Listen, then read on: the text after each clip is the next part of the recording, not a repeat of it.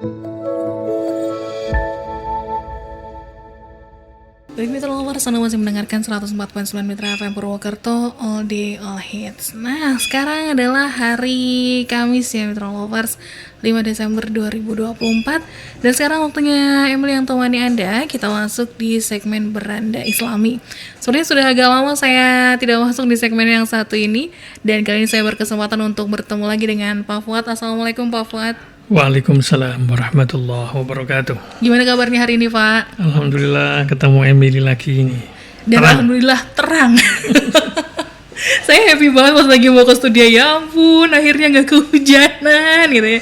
Akhirnya Mitra Lovers, senang sekali saya temani Anda di Beranda Islami. Untuk kali ini temanya hari ini adalah saat kita jatuh. Ini izinkan saya menebak nih Pak. Silakan. Ini jatuhnya jatuh yang mana nih ya? Apakah jatuh terpuruk karena kehidupan atau jatuh yang ini mengenai orang yang lagi viral saat ini Pak? Yang mungkin sekarang kayaknya yang kedua ini. ini lagi jatuh nih orang nih gitu kan. Iya, biasa di atas jatuh. Nah itu dia maksudnya ya. Ya. Oke Pak Fuad silakan. Baik, bismillahirrahmanirrahim. Emily, Mitra Lovers sekalian. Jadi saya memilih tema ini memang untuk ya terutama memang dilatar belakangi oleh kejadian yang sedang menimpa seorang public figure gitu ya, tokoh agama yang kemudian gara-gara perkataannya yang dianggap menghina, membuli itu kemudian viral dan kemudian mendapatkan perhatian bahkan langsung dari presiden ya kan. Nah ini menurut saya sebuah pelajaran buat kita bahwa tidak ada orang yang lepas dari yang namanya mungkin disebut kepleset, entah itu disebut dengan terjatuh atau disebut dengan apa bahasa kita ya mungkin keseleo atau apapun namanya ya. Tetapi yang jelas ketika orang yang sudah ibaratnya terkenal ya, yang sudah tinggi, yang sudah itu bisa jatuh gara-gara kurang hati-hati dalam berkata-kata dan seterusnya. Ini menggambarkan bahwa kita semua punya potensi itu, Mbak.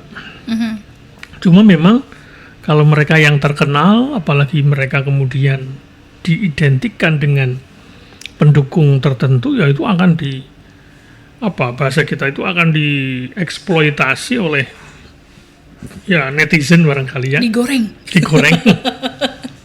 Dan itu akan menjadi sesuatu yang berkepanjangan. Tapi alhamdulillah yang bersangkutan segera minta maaf dan kemudian ya intinya memang itu langkah yang terbaik. Jadi kalau kita salah ya jatuh, terutama memang pada akhir-akhir ini tuh kalau terkait dengan apa bahasa kita ya mungkin media sosial ya, sehingga kemudian memang tidak ada cara lain kecuali akui, minta maaf karena sulit dibantah. Itu sudah video disebar kira-kira begitu. Nah oleh karena itu dari kejadian ini ditambah kejadian-kejadian yang lain yang barangkali saya pikir juga kayaknya sih selalu terulang-ulang ya. Ada kejadian terkait dengan judi online ya, kira seperti itu ya, kemudian tertangkap ya, mereka-mereka yang melakukan atau melindungi atau apapun namanya. Ada juga peristiwa kemarin itu ada seorang anak membunuh ayahnya dan neneknya di Jakarta sana itu. Lupa yang punya daerah sana. Ini memang kemudian menjadi pelajaran buat kita. Jadi manusia itu memang tingkat apa bahasa kita ya, tingkat melakukan kesalahan kemudian dia jatuh itu memang berbeda-beda. Kadang orang yang hanya karena ngomong sedikit saja bisa dipelintir ke sana kemari dan itu bisa menjadi sesuatu bola panas yang kemudian akan menurunkan kredibilitas dan reputasi dia. Apalagi ketika public figure. Nah oleh karena itu kita kembali menengok ajaran agama. Kalau kemudian kita jatuhnya berbuat salah, berbuat dosa, berbuat pelanggaran ya, itu terkait dengan ajaran Allah ya, kita memang kalau kita dalam mengambil bahasa agama ya kita harus bertaubat. Jadi kita harus kembali, kita harus bangun, kita harus apa bahasa kita, kembali kepada sesuatu, yaitu kembali kepada yang lurus ya, kembali kepada yang baik, kembali dari larangan Allah menuju perintahnya, misalnya seperti itu. Jadi kita kadang-kadang kan dalam hidup ini suka bengkok-bengkok, suka jatuh, suka terpleset, suka menempuh jalan yang salah. Ya itu Betul. kita harus segera menyadari. Kemarin kebetulan tema kita itu ini nih, apa namanya? Tema kita kemarin itu adalah untuk hitung diri. Nah, kemarin sama Sandi itu kita membahas tema yang terkait dengan ini apa istilahnya, yang itu loh, yang hitung cepat. Oke. Kemarin kita kan lagi pilkada nih, Ah, hitung cepat kan. Nah sehingga kemudian kita mengaitkan, kita rame-rame menghitung calon bupati kita, calon gubernur kita kan. Tapi kemudian kita mencoba untuk mengaitkan, kita juga perlu melakukan hitung diri secara cepat. Jadi kalau salah itu ya segera menyadari. Nah, kira-kira begitu. oke. Itu contoh bahwa kita memang menjadi manusia itu potensial untuk jatuh tadi. Sehingga kemudian kita harus punya mekanisme untuk segera menyadari dan kemudian bertaubat, kembali kepada jalan Allah, kemudian ya intinya ya bahasa kita ya jangan lama-lama jatuhnya. Jangan lama-lama tersesatnya, jangan lama-lama menyimpangnya. Segeralah kembali. Nah, kalau kita kemudian menjadi orang yang ketika jatuh itu kemudian bisa menyadari, kemudian bangkit kembali, kalau itu kemudian salah ya segera diperbaiki. Nah, cuma kemudian memang jatuh kita di era sekarang itu, kalau kita seorang public figure itu akan apa bahasa kita, akan menerima sanksi sosial yang sangat berat. Sanksi sosial itu. Ya meskipun boleh jadi tidak sampai ke pengadilan, tidak sampai dijatuhkan sanksi misalnya, tapi kemudian ternyata apa bahasa kita ya, menjadi perhatian publik. Wah itu repot itu.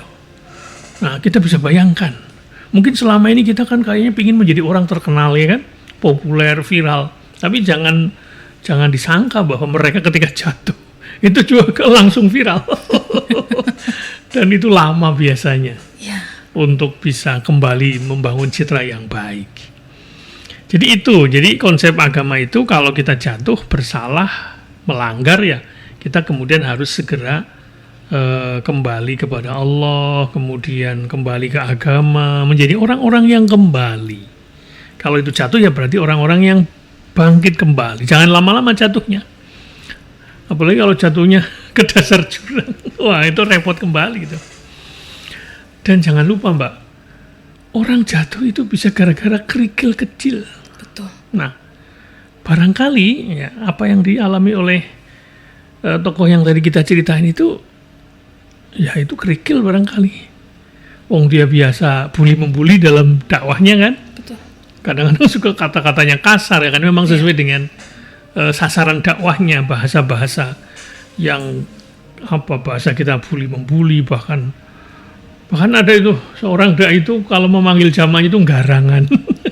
Garangan apa itu garangan? Garangan itu apa bahasa itu? Hewan itu. Oh, Garangan. oke. Cuman kan itu kan memang jamaahnya karena memang mereka-mereka yang bahasa kita mungkin apa bahasa preman, apa jalanan itu nggak masalah ya kan, memang jamaahnya begitu. Oke. Dan itu guyon. Ya. Cuma ketika yang kemarin kejadian itu kan kemudian ternyata ada angel lain yang kemudian menimbulkan antipati terhadap tokoh itu, dan kemudian menimbulkan simpati terhadap orang yang dibully itu, yang di pengajian itu. Bahkan sampai ada yang mengumrohkan. Betul. Ada yang ngasih modal. Wah itu kan seolah-olah kayak gimana gitu ya, membela ini, tapi kemudian ya tapi untungnya semoga sih kita berdoa semoga cepat diredam ya. Artinya apa? Kita jangan kemudian memanfaatkan kejatuhan orang untuk kemudian diserang habis-habisan juga, itu menurut saya kurang bijaksana. Karena pada dasarnya semua orang punya potensi untuk jatuh. Karena kita manusia, kita punya nafsu, kita punya penggoda yang namanya setan. Nah, jadi kita semua pasti pernah, bahkan mungkin akan, tapi semoga ya kita kalaupun jatuh ya jangan lama-lama gitu ya. Jatuhnya juga jangan sampai misalnya ke pengadilan, di penjara kayak gitu ya. Semoga tidak sampai seperti itu. Cuma jangan dikira tadi ya, jatuh orang yang terkenal itu bisa menjadi bulan-bulanan. Sanksi sosial yang luar biasa yang tadi disebut goreng-menggoreng itu. Wah, itu luar biasa menurut saya. Oleh karena itu, ya semoga ini menjadi pelajaran buat kita bahwa tidak ada orang yang tidak pernah berbuat salah. Yang penting kalau kita jatuh berbuat salah ya segera menyadari dan kemudian kembali untuk ya tentu saja kalau langkah yang disampaikan oleh yang dilakukan oleh tokoh itu ya dia minta maaf gitu ya. Dan itu kebetulan menjadi perhatian sampai langsung kepala negara kan. Betul. Nah itu menjadi tentu dia akan punya beban. Wah, ini akan bisa mengurangi kredibilitas pemimpin atau kepala negara yang didukungnya. Nah ini menurut saya memang pelajaran yang berharga. Jadi orang yang terkenal top sekalipun begitu salah ya apapun bisa terjadi. Sehingga kemudian ya kita patut bersyukur juga yang bersangkutan kemudian sadar dan minta maaf. Mau apa lagi coba? Kita mau berkelit apa? Nggak bisa itu. Nah itu menjadi ini pengingat buat kita. Kira-kira kalau kita jatuh gimana ya? Nah tentu ya kita berharap tidak sampai seperti itu ya. Tapi artinya kita bersyukur menjadi orang yang mungkin ya biasa-biasa, tidak terlalu terkenal. Iya. Ya cobaannya juga ya semoga tidak terlalu berat gitu ya. Kalaupun kita bersalah, salah ngomong, salah ucap, salah apa lagi. Nah bagaimana kita orang-orang yang di sekitarnya? Tentu kita juga harus toleran kalau misalnya ada orang yang sudah berbuat salah, tapi kemudian dia mengakui dan dia minta maaf, ya tentu ada hukum yang kalau memang itu ranahnya ranah hukum, atau itu ada sanksi kalau terkait dengan sebuah aturan, ya itu saya pikir kita hargai. Tapi yang penting kita jangan membenci orangnya, tapi membencilah sifat atau perilakunya. Dan kita memberi kesempatan kepada dia untuk memperbaiki diri. Karena Allah itu adalah maha penerima taubat. Jadi jangan sampai kemudian kita memvonis, wah, memang dia begitu. Nah, kira-kira begitu kayak itu, kayak kita memvonis, pokoknya sudah dia akan begitu terus. Bahasa kita, wah itu sudah wataknya, nggak mungkin dia berubah. Nah, kita nggak boleh begitu. Kita nggak boleh menutup kemungkinan orang yang jatuhnya mungkin dalam, tapi dia bisa bertaubat, dia bisa kembali, bisa meluruskan diri. Ya tentu saja memang dia akan menerima sanksi yang mungkin sanksinya sanksi hukum, sanksi masyarakat, bahkan yang lebih kejam lagi sanksi dari netizen sekarang itu. Coba bayangkan tuh ketika kejadian kemarin itu. Wah, habis itu. Ramai. Begitu Mbak Emily sebagai pengantar, nanti kita teruskan kembali. Baik Mitra Lovers. Oh, emang cukup luar biasa berita yang satu ini ya. Bahkan ini juga sudah nyenggol-nyenggol DPR juga nih. Ternyata DPR juga sudah minta pemerintah untuk evaluasi ternyata. Wis, mantap. Tapi ada satu lagi yang muncul nih Pak ternyata. Apa jubirnya. Jubir dari staf susnya kalau nggak salah. Dia bikin kayak semacam klarifikasi juga atau apa gitu. Saya belum baca secara lengkap. Cuma dia menyebutkan orang yang jadi sasarannya si tokoh ini itu dengan sebutan rakyat jelata. Salah. Jadi ini gitu. Salah lagi. Wow. Tambah lagi. Jatuh tertimpa tangga. Betul. Aduh. Oke, terus nanti kita lanjutkan kembali ya. Silakan untuk Anda yang mau bergabung boleh di 081326151049 atau di 621621. Jangan kemana-mana, kita akan kembali sesaat lagi.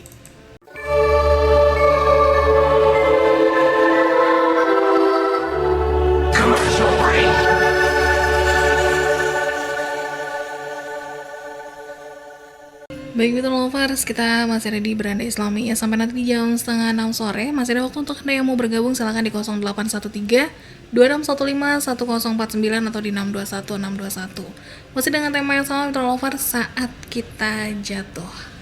Nah, gimana nih Pak Fuad?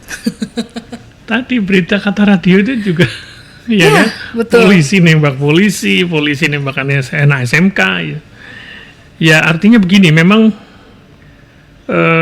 dengan perkembangan media ini, maka ketika orang berbuat salah, apalagi itu terkait dengan institusi ya, itu akan sangat kemudian menjadi perhatian publik.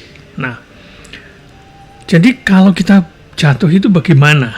Ya tentu saja itu adalah sesuatu yang wajar, bahwa itu orang bisa salah, bisa jatuh.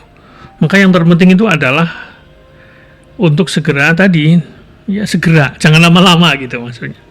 Meskipun tidak ada istilah terlambat memang, tapi masa kita terlambat terus menyadarinya, terlambat terus minta maafnya, terlambat terus taubatnya, tidak boleh. Jadi sebaiknya memang kita menjadi orang yang tadi, karena kemarin kita temanya adalah hitung diri, maka kalau kita masih ya intinya masih punya hati yang ya bersih, insya Allah kalau kita jatuh itu ya segera menyadari, bertaubat.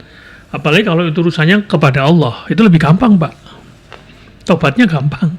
Tapi kalau sudah urusan dengan sesama manusia, wah itu lebih berat. Kita harus minta halalnya kepada yang bersangkutan, minta maaf ya, kalau perlu ganti rugi apalagi di depan hukum, ya udah.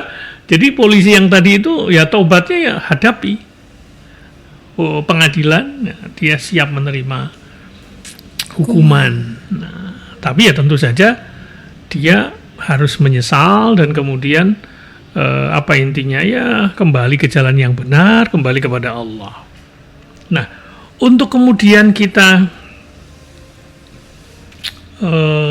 ketika kita saat jatuh kemudian, atau saudara kita jatuh atau teman kita jatuh, tentu saja kita harus memotivasi dia untuk jangan takut untuk mengakui kalau itu kejadian. Kira-kira apalagi kalau ketahuan ketahuan hukum, ketahuan itu apalagi banyak orang menuntut terhadap kita, kesalahan kita, ya itu harus kalau sudah seperti itu mau apalagi kita, kalau bukti-bukti sudah kuat ya, laporan macam-macam ya saatnya kita menyesal, bertaubatlah, nggak ada kata lain kecuali seperti itu. Nah, untuk memotivasi bahwa sebenarnya Allah itu selalu menerima taubat seorang yang bahkan kalau tadi kan membunuh temannya, membunuh siswa SMK. Dalam hadis itu malah begini Mbak, ini menarik ini. Jadi dalam hadis yang panjang ya kita ringkaskan saja. Oke. Jadi Rasulullah itu pernah menceritakan bagaimana Allah tetap menerima taubat seseorang yang telah membunuh 100 orang. Kalau dia benar-benar bertaubat. Kira-kira begitu hadisnya. Nah, ketika orang ini membunuhnya sudah 99 orang. Kemudian dia ingin bertaubat tuh. Terus dia datang ke seorang, kita sebut agamawan lah, atau rohaniawan, atau rahib lah ya. Yang ini rahibnya atau tokoh agamanya kurang bijaksana. Nah, dia bertanya, apakah taubatnya masih mungkin diterima? Kemudian tokoh agama itu menjawab tidak. Kira-kira begitu. Nah, kemudian rahib atau agamawan tadi yang menjawab tidak itu langsung dibunuh. Jadi dia 100. Oke. Genap 100 itu. Serem ya. Nah, 99 gara-gara mau tobat datang ke tokoh, kira-kira aku diampuni nggak? Bisa tobat nggak? Nggak, katanya sama tokoh agamanya itu. Oke. Malah tokohnya itu dibunuh sekalian. Jadi dia genap 100 membunuhnya. Itu dalam hadis itu begitu. Nah, kemudian dia berpindah ke orang yang lebih, ya orang lain lah ya, tokoh agama yang alim, yang bijaksana. Si tokoh ini berbeda dengan yang pertama tadi yang dibunuh itu. Dia menjawab bisa. Nah, jadi dia memberi harapan. Nah, sebab apa istilahnya? Siapakah yang dapat menghalanginya untuk bertaubat? Jadi kalau ada orang bertaubat, kita nggak bisa menghalanginya itu. Termasuk tadi si alim atau si tokoh agama yang kedua yang bijaksana itu mengatakan ya bisa saja kalau orang bertaubat, siapa yang bisa menghalangi? Nah, tapi kemudian orang alim ini atau tokoh agama yang kedua ini menyuruh si pembunuh tadi pergi ke negeri lain, bergabung dengan masyarakat di sana yang taat-taat. Jadi suruh berpindah, mencari circle baru, tempat baru yang lebih baik gitu ya. Nah, intinya dalam hadis itu dikisahkan bahwa taubat si pembunuh 100 orang tadi itu diterima oleh Allah. Meskipun waktu dia menuju masyarakat yang direkomendasikan oleh si tokoh agama yang kedua tadi itu, dia kemudian meninggal. Belum sampai meninggal. Oh, oke. Tapi dia sudah berniat pingin bertaubat. Berarti baru niat doang. Baru niat dan dia mau menuju tadi masyarakat yang baik itu. Nah, bahkan dalam hadis itu digambarkan terjadi perdebatan. Wah, ini malaikat yang satunya, wah ini nggak diterima ini karena belum nyampe, ya kan? Oh, yang malaikat yang satunya udah diterima, udah jalan dia gitu. Akhirnya diukur katanya dalam surat diukur jarak dia dengan tempat yang dia mau tuju itu ternyata lebih dekat daripada jarak dia dari tempat yang semula. Akhirnya intinya dalam hadis ini pembunuh yang sudah membunuh 100 orang pun diterima taubatnya. Artinya apa? Kalau kita mendengar berita-berita kriminal, ya kemarin kan ya, seorang anak remaja membunuh ayahnya dan neneknya. Ibunya juga mau dibunuh tapi dia bisa menyelamatkan diri. Termasuk tadi ya, polisi membunuh rekannya, polisi membunuh, meskipun masih dugaan ya yang kedua, polisi membunuh anak SMK, ya kan, menembak maksudnya. Menembak. Apalagi Mbak sebelumnya, berencana macam-macam gitu kan ya. Betul. Ada yang membakar, Masya Allah. Itu kan kayaknya, kok apa ya sini, kayaknya kejam-kejam sekali ya. Dan itu kejadian akhir-akhir ini banyak sekali. Makanya gitu loh. Jadi ya dari situlah kemudian jangan sampai dalam hati kita itu muncul, itu orang itu kayaknya waduh, ada harapan. Nggak boleh begitu. Kita tetap harus memberikan harapan kepada orang yang entah itu membunuh, untuk apapun ya kesalahannya, itu tetap untuk bisa kembali. Jadi kita jangan malah kayak apa ya, kayak menjadi orang yang senang kalau ada teman kita atau siapapun yang kemudian berbuat salah itu kita harus hukum berat-beratnya, tapi kayaknya kita nggak ada pintu bagi dia untuk bisa kembali ke jalan yang benar. Nggak boleh begitu, karena Allah sendiri Maha penerima taubat. Kita harus mengikuti sifat Allah, meniru sifat Allah, yaitu memaafkan, tentu tidak menghilangkan sanksi atau hukuman atau apapun, tidak. Bertaubat minta maaf terus dia bebas dari hukuman ya nggak bisa. Ya, kalau memang hukumannya mati ya mati. Akhirnya dia hukuman mati misalnya kan dia membunuh berencana misalnya. Hukumnya bisa seumur hidup, bisa hukuman mati, bisa 20 tahun dan seterusnya. Artinya begitu. Jadi insya Allah itulah sikap yang terbaik. Jadi kalau saat kita jatuh, maka kita harus segera menyadari kesalahan.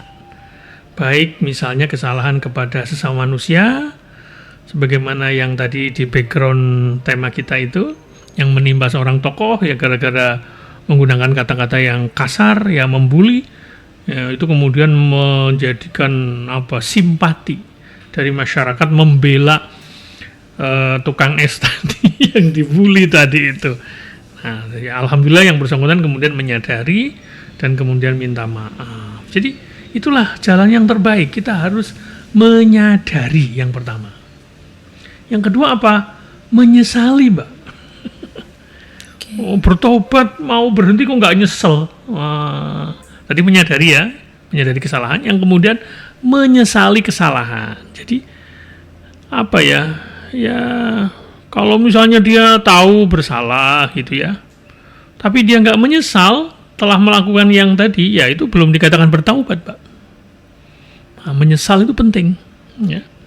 Apalagi kalau dia bangga dengan kesalahannya itu, apalagi kemudian dia berkelit, wah itu belum bertaubat itu namanya. Karena kalau dalam sebuah hadis itu menyesal itu adalah taubat. Jadi kata kunci taubat itu menyesal, ya. Kemudian yang ketiga, memohon ampun kepada Allah kalau itu terkait dengan hak Allah, terkait perintah Allah, terkait dengan kita meninggalkan perintahnya atau melanggar larangannya misalnya. Maka kita harus minta ampun kepada Allah, beristighfar kalau dalam bahasa agama. Kalau itu kemudian terkait dengan tadi orang lain ya, misalnya kita menghina, membuli, apa bahasa lainnya, apa sekarang apa bahasa Mbak kalau bahasa kata-katanya? Apa tuh? Ya tadi menghina, menjatuhkan, apalagi meremehkan dan sebagainya, dan itu menyakiti orang lain, ya kita harus minta maaf ke dia. Nah, kira-kira seperti itu. Nah, tapi kalau terkait dengan hak Allah, terkait dengan perintah Allah, ya kita harus memohon ampun kepada Allah, istighfar dengan keyakinan Allah itu akan mengampuni. Nah, kira-kira begitu. Nah, kita bisa mengambil pelajaran dari Nabi. Nabi kita itu orang yang kita sebut tidak pernah salah sebenarnya, relatif terjaga. Tapi Nabi itu selalu minta ampun kepada Allah. Okay. Nah, termasuk kita dengan sesama manusia barangkali ya kita selalu minta maaf. Ini menurut saya menjadi sebuah pengingat bahwa kita itu bisa berbuat salah. Ya. Daripada kita ngaku benar, mending ngaku salah, minta maaf. Ya. Meskipun kita nggak salah sebenarnya, tapi kita tetap minta maaf. Mungkin karena kita ada yang kurang, tata caranya, ngomongnya barangkali. Jadi selalu minta maaf itu menurut saya sebuah sikap batin di mana kita siap intinya mengaku salah dan kemudian minta maaf. Ya, kira-kira seperti itu. Karena Nabi Muhammad SAW itu begitu, beliau itu selalu minta ampun kepada Allah. Padahal kalau di dalam hadis itu dia dijaga sebenarnya. Bahkan kalau misalnya beliau berbuat dosa itu akan diampuni. Tapi ternyata Nabi itu selalu minta maaf, ya, dengan istighfar habis sholat. Jangan lupa itu kalau di hadapan Allah gampang, Mbak.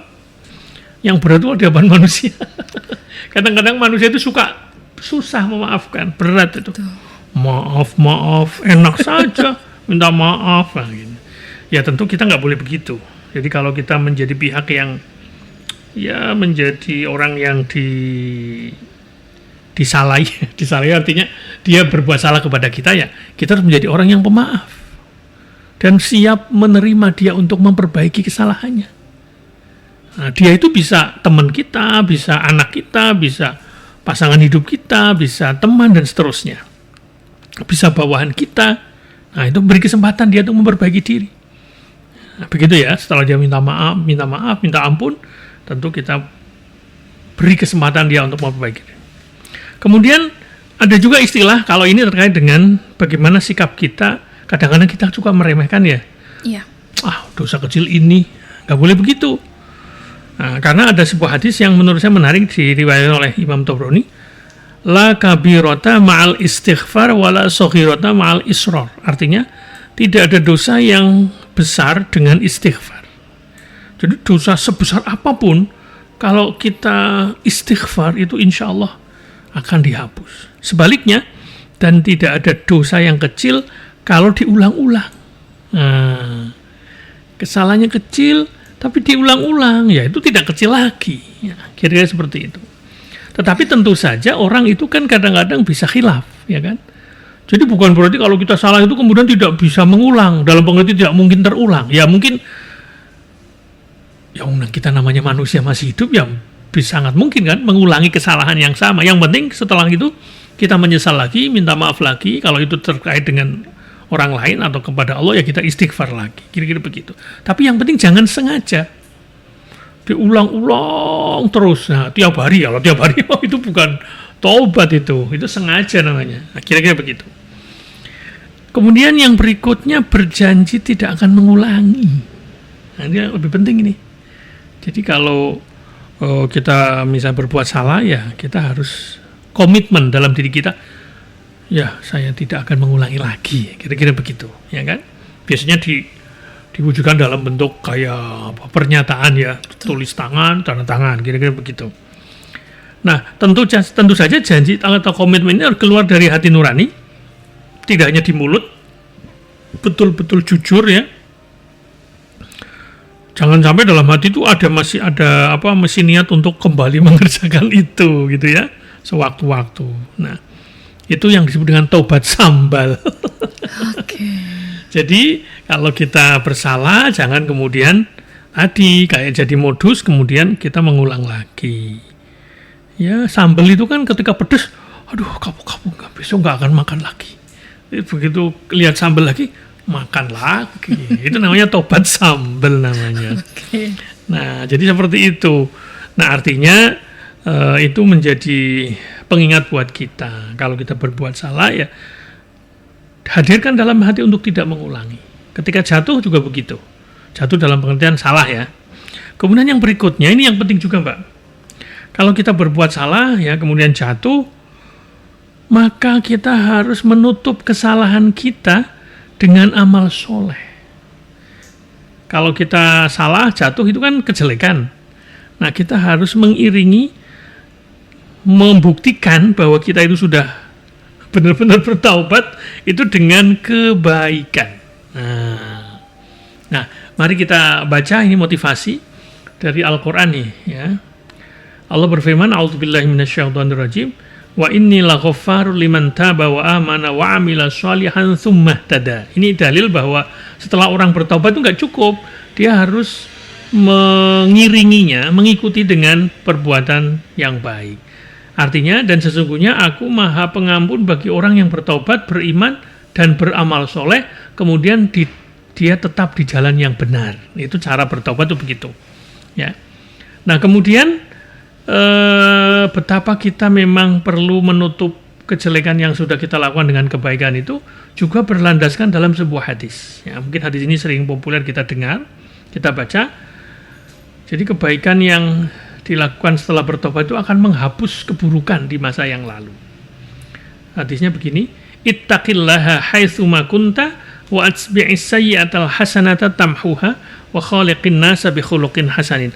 Bertakwalah kamu kepada Allah dimanapun kamu berada, dan iringilah atau ikutilah perbuatan jahat dengan perbuatan baik, maka kebaikan itu akan menghapuskannya, dan gaulilah manusia atau bergaulah dengan manusia dengan akhlak yang baik.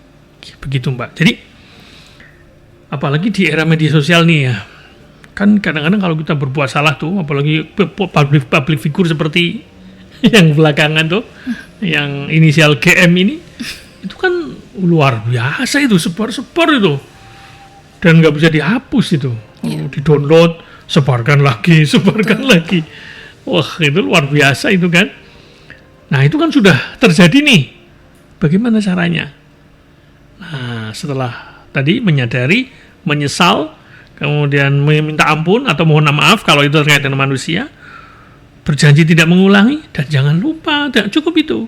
Kita harus mengiringi perbuatan yang terlanjur salah dan menimbulkan kita jatuh dengan perbuatan baik.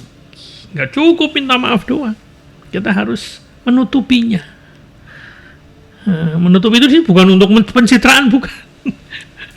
Ya itu sudah ketahuan kan, tapi kan kita bisa kayak menutup dalam pengertian kesalahan ini harus dibayar lah, kira-kira begitu, dengan kebaikan.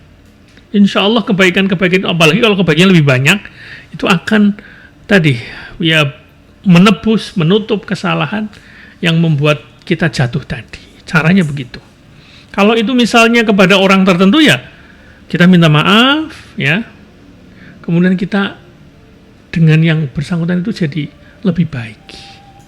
Misalnya menyantuni gitu kan. Ya kan kemarin tuh ada yang langsung kan diganti misalnya kan. Ada orang misalnya dia ditabrak misalnya. Kemudian keluarganya kan langsung ya menanggung biaya pengobatannya, membelikan sepeda motor, kayak gitu-gitu kan. Betul. Akan ya tentu bukan kemudian itu menjadi sebuah modus, bukan, tapi itu sebuah ketulusan ya untuk dari yang berbuat salah itu kayak punya komitmen, saya ingin menutupi, bukan ya istilahnya membayar, menebus kesalahan saya. Nah itu begitu. Jadi kita disuruh mengikuti atau mengiringi perbuatan yang jelek yang sudah kita lakukan kepada orang lain dengan perbuatan baik. Itu kalau itu terkait dengan sesama manusia. Tapi kalau di hadapan Allah ya, misalnya kita apa Mbak? Misalnya nggak sholat tuh, nah, dikodok, dibayar sholatnya. Tapi kemudian kita iringi tuh sholatnya itu jadi dengan perbanyak sholat sunat misalnya begitu. Kalau kita ngerasani, kalau yang bersangkutan tahu ya kita minta maaf dan kemudian diganti ngerasani itu dengan perbuatan yang lebih baik. Kira-kira begitu. Kalau kita membuang-buang waktu dengan hal-hal yang kurang bermanfaat, maka kita ganti itu waktu itu dengan banyak zikir, banyak baca Quran, banyak yang ya kebaikan lah, kira-kira begitu. Begitu Mbak, nanti kita terusan atau habis waktunya ya? Mau dilanjutin? Masih ada, oke. Nanti kita sambung lagi. Oke, baik Mitra Lovers, itu lanjutan dari obrolan kita sore hari ini. Masih ada waktu lagi Mitra Lovers untuk sesi yang terakhir, jadi jangan kemana-mana, keep stay tune online Mitra FM Purwokerto.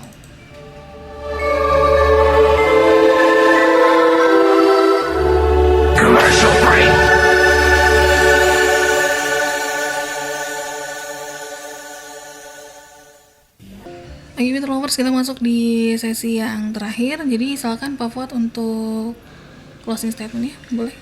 Baik, sebagai pengingat kembali bahwa kalau kita jatuh dan kemudian apa bahasa kita ya, kita kemudian menjadi orang yang bersalah ya, tentu ada hal yang harus kita lakukan tadi. Yang pertama adalah menyadari kesalahan, karena menyadari itu penting karena kadang orang nggak sadar bahwa dia itu salah. Kemudian yang kedua adalah menyesali, jangan lupa. Kemudian yang ketiga memohon ampun kepada Allah kalau itu hak Allah. Tapi kalau kepada sesama manusia ya minta maaf kepada yang kita sakiti misalnya, atau yang kita hina dan seterusnya. Ya. Kalau di hadapan Allah ya kita harus husnuzon bahwa Allah akan mengampuninya. Termasuk kalau kita dengan sesama manusia, kita harus yakin bahwa dia sudah memaafkan kepada kita. Kalau belum ya buatlah sampai dia yakin dengan apa yang sudah kita lakukan sehingga dia bisa memaafkan kita. Kemudian yang berikutnya berjanji tidak akan mengulanginya lagi, ya. Dan itu harus tulus, nggak boleh modus, nggak boleh cuma pura-pura ya. Kemudian tutupi kesalahan yang sudah kita buat dengan kebaikan atau amal soleh.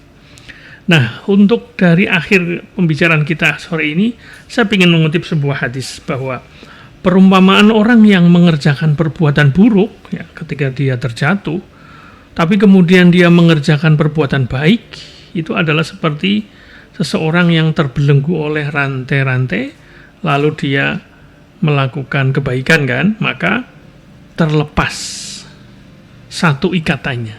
Jadi kalau orang berbuat baik, jelek kan, dia terantai itu, dia akan malu kan, banyak orang ngerasain dia, oh itu dia itu habis ngapain ini, nah, dia tuh kayak terbelenggu oleh rantai. Tapi ketika kemudian dia iringi dengan perbuatan baik, maka satu persatu bisa terlepas rantai itu, nah, sampai kemudian lepas semua. Ya berarti perbuatan baiknya butuh yang banyak itu, kalau belenggunya banyak. Jadi kira-kira begitu Mbak Emily, semoga bermanfaat. Intinya jangan tutup kemungkinan orang untuk bisa kembali ke jalan yang benar, untuk kembali bertaubat ketika dia jatuh. Kalau saat kita jatuh tadi, kuncinya menyadari, menyesali, berjanji tidak mengulangi, minta maaf, ya, baik kepada Allah maupun kepada sesama manusia, dan kemudian ikuti kesalahan yang sudah kita lakukan dengan kebaikan. Insya Allah, taubat kita, maaf kita akan diterima oleh Allah dan sesama manusia. Demikian, semoga bermanfaat. Wassalamualaikum warahmatullahi wabarakatuh. Waalaikumsalam warahmatullahi wabarakatuh. Baik Mitra Lovers, itu dia Beranda Islami untuk hari ini ya, dengan tema saat kita jatuh, dan semoga banyak hal baik yang bisa kita dapatkan di Beranda Islami pada hari ini. Jangan lupa juga untuk selalu dengarkan Beranda Islami setiap hari Kamis jam 4:30 sore sampai dengan 5:30 hanya di Mitra FM Purwokerto.